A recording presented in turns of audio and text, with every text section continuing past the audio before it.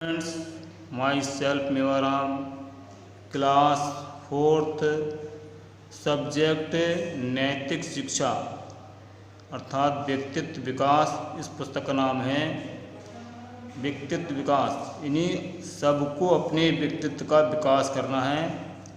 पाठ 5 और इसका टॉपिक है देश के लिए। देश के लिए व्यक्ति को क्या कुछ नहीं करना चाहिए और क्या कुछ करना चाहिए, इसके विषय में ये वर्णन किया गया है कि देश के लिए सब सर्वस्व न्यौछावर करना चाहिए। आन बान शान सब कुछ अपने देश के लिए समर्पित कर देनी चाहिए, तभी सच्चे अर्थों में सेवा हो पाती है। तो इसी विषय से संबंधित यहाँ पर कुछ क्रांतिकारियों के जिन्होंने अपना सर्वस्व देश के लिए न्यौछावर कर दिया और अपने यहाँ तक कि धर्म की भी परवाह नहीं की, और उन्होंने अपने धर्म आन बान शान सबको किनारे करके अपने देश की रक्षा को और अपनी रक्षा, देश की रक्षा के लिए अपनी रक्षा की। तो लाहौर में क्रांतिकारियों की बैठक थी। लाहौर में सुखदेव का घर था, अतः वहाँ की बैठक की संपूर्ण व्यवस्था सुखदेव ने की थी। इन क्रांतिकारियों ने बैठक की थी आगामी अपनी योजना बनाने के लिए अंग्रेज़ों से किस तरह हमें लड़ाई लड़नी है, किस तरह से अंग्रेज़ों से देश को आज़ाद कराना है। इस संदर्भ में लाहौर में सुखदेव जी के घर बैठक रखी गई थी, इसलिए बैठक की व्यवस्था भी सुखदेव जी ने ही की थी। सुखदेव के कुशल नेतृत्व के कारण बैठक की व्यवस्था पूरी हो गई। सुखदेव ने इतनी सुंदर बैठक की व्यवस्था की थी कि बैठक की व्यवस्था तो पूरी हो गई। बैठक में भाग लेने हेतु राजगुरु भगत सिंह व दुर्गा भाभी आदि क्रांतिकारी लाहौर पहुंच चुके थे। दुर्गा भाभी के पति भगवती चरण बोहरा क्रांतिकारियों के लिए बम बनाते थे, इसलिए सभी उन्हें भाभी कहा करते थे। सुखदेव को ये जानकारी हो गई कि अंग्रेज सरकार को गुप्त बैठक का पता चल गया है। सुखदेव के घर पर गुप्त बैठक थी और अंग्रेज़ों को उस गुप्त बैठक का पता चल गया था। ये सुखदेव को जानकारी मिल गई, अतः बैठक स्थगित कर दी गई। सभी को वेशभूषा बदलकर लाहौर से चले जाने का निर्णय हुआ। सभी ने निर्णय लिया कि अब लाहौर छोड़ देना चाहिए, यहाँ से अपना वेश बदलकर चले जाना चाहिए। अब इन्होंने योजना बनाई कि भगत सिंह अंग्रेज अधिकारी बनेंगे, दुर्गा भाभी उनकी पत्नी बनेंगी, परंतु दोनों के सामने धर्म संकट था।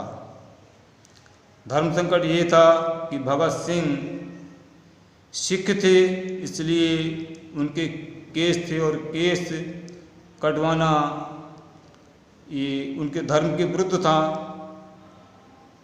एवं दुर्गा भाभी को उनकी पत्नी बनना ये भी उनके लिए धर्म संकट था। देश धर्म के लिए भगत सिंह ने केस कटा लिए, सिर पर हैट पहनकर अधिकारी बन गए। दुर्गा भाभी विधवा होकर भी देश के लिए सिंदूर चूड़ी पहनकर भगत सिंह की पत्नी बनी। स्टेशन पर ट्रेन के आने का समय हो चुका था।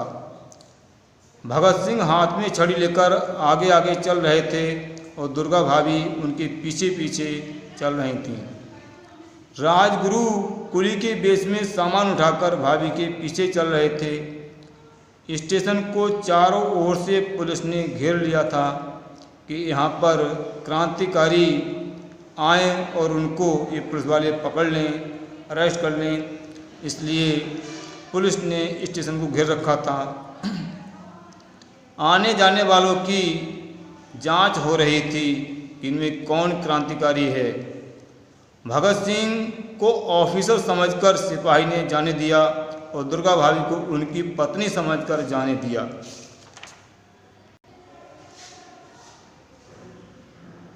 राजगुरु को रोककर सिपाही ने पूछा, तुम कौन हो? राजगुरु ने उत्तर दिया, कुली हूँ हजूर। इस प्रकार लाहौर से भगत सिंह, राजगुरु एवं दुर्गा भाभी सुरक्षित निकल गए। देश के लिए भगत सिंह ने केस कटवा लिए और दुर्गा भाभी ने उनकी पत्नी बनना स्वीकार किया। ये सब उन्होंने धर्म संकट का सामना करते हुए देश की रक्षा के लिए ये अपना त्याग किया। त्याग की ये घटना सदैव देश के लिए निजी हितों, सुखों और भावनाओं के त्याग की प्रेरणा देती रहेगी। तो छात्रों, भैया बहनों, हम सबको इन क्रांतिकारियों से प्रेरणा लेनी चाहिए कि इन्होंने अपने देश के खातिर, देश के लिए अपनी आन बान शान सबको देश के लिए ही न्यौछावर कर दिया और देश की रक्षा करने हेतु उन्होंने अपनी रक्षा करना भी उचित समझा। इसलिए ये भेष बदल कर लाहौर से निकल गए। और आगे इनके प्रश्नोत्तर हैं, निम्नलिखित प्रश्न के उत्तर दीजिए। इन प्रश्नों के उत्तर आपके लिए PDF बनाकर भेज दिए जाएंगे। और नेक्स्ट प्रश्न नंबर 2, इनके विषय में संक्षेप में लिखिए। ये छात्रों को स्वयं ही लिखना है। राजगुरु, भगत सिंह, सुखदेव और दुर्गा भाभी के विषय में थोड़ा थोड़ा छात्र स्वयं लिखें, अपने अभिभावक से पूछें, कुछ अपने पुस्तक का सहारा लें या फिर आप नेट का सहारा भी ले सकते हैं। लेकिन इनके बारे में आपको संक्षेप में लिखना है और इनसे संबंधित आपको अभिभावक भी अपने बच्चों के लिए क्रांतिकारी को पुस्तक खरीदें और उनको पढ़ने के लिए प्रेरित करें और अपने बच्चों में देशभक्ति की भावना जगाएं। भले से वह क्रांतिकारी की ज़रूरत तो नहीं है, बल्कि क्रांतिकारी पहले जैसी क्रांतिकारी बनने की जरूरत नहीं है, क्योंकि देश अब स्वतंत्र है। लेकिन फिर भी देशभक्त होना, राष्ट्रभक्त होना बहुत ज़रूरी है। राष्ट्रभक्त हम जब ही बन पाएंगे जब हम इन क्रांतिकारियों की जीवनी, जीवन परिचय, इनके जीवन से संबंधित घटनाएं पढ़ेंगे, समझेंगे और अपने जीवन को उज्जवल बनाएंगे। हम अपना कार्य करते हुए देशभक्त तो बनना ही चाहिए, तो हमेशा हमें राष्ट्रभक्ति की सीख मिल सके और राष्ट्रभक्ति की प्रेरणा हम औरों को भी दे सकें। धन्यवाद। आप इस वीडियो को ज़रूर सुनें और लाइक करें। Thank you.